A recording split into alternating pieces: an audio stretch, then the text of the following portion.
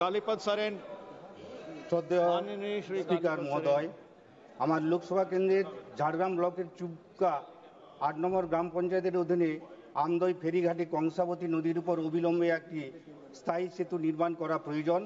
মহোদয়, এই সেতুটি নির্মিত হলে এটি ঝাড়গ্রাম জেলা এবং পশ্চিম মেদিনীপুর জেলা সদরকে সংযুক্ত করবে এবং চিকিৎসা, শিক্ষা ও দৈনন্দিন জীবিকা নির্বাহের জন্য খালশিউলি এবং মেদিনীপুর শহরের মধ্যে দূরত্ব অনেকটা কমে যাবে।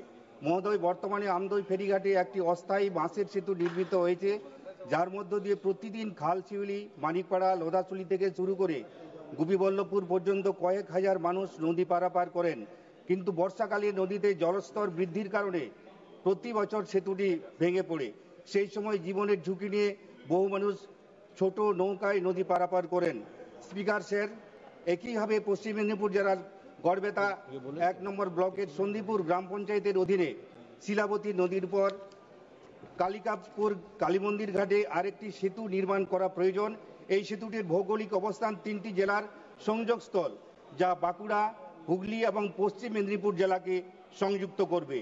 এই সেতুটি নির্মিত হলে মেদিনীপুর সদরের দূরত্ব অনেকটা কমে যাবে এবং শিক্ষার্থী, রোগী এবং নিত্যযাত্রীদের যাতায়াত অনেক সহজ হবে এবং সময়ও অনেক কম লাগবে। মহোদয়, তাই আমি আপনার মাধ্যমে সংশ্লিষ্ট মন্ত্রীর কাছে অনুরোধ জানাচ্ছি যে ঝাড়গ্রাম জেলার আমদই থেকে পশ্চিম মেদিনীপুর জেলার কঙ্কাবতী সংযোগকারী কংসাবতী নদীর উপর ১০০০ মিটার দীর্ঘ একটি স্থায়ী সেতু নির্মাণ করুন এবং পশ্চিম মেদিনীপুর জেলার গড়বেতা ১ নম্বর ব্লকের সন্দীপুর গ্রাম পঞ্চায়েতের অন্তর্গত কালিকাপুর দেওয়ান কালী মন্দির ঘাটে শিলাবতী নদীর উপর প্রায় ১২৫ মিটার দীর্ঘ আরেকটি সেতু নির্মাণের জন্য সংশ্লিষ্ট মন্ত্রীর কাছে অনুরোধ রাখছি। ধন্যবাদ।